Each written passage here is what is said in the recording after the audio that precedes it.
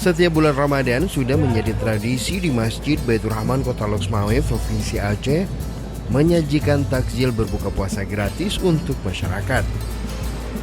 Usai sholat asar, panitia masjid mulai menyiapkan ratusan bekal berbuka puasa yang terbagi di dua blok, yakni blok laki-laki dan blok wanita. Setiap hari sebanyak 500 hingga 600 porsi makanan berbuka puasa disajikan. Mulai dari menu makanan ringan seperti bubur kanji, minuman segar, dan nasi beserta lauknya.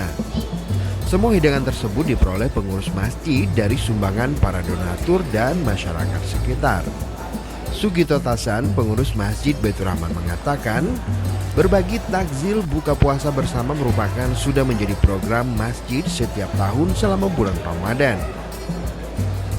Selain untuk masyarakat sekitar, takjil berbuka juga diberikan kepada para musafir yang tengah melintas di wilayah Kota Loksmawe.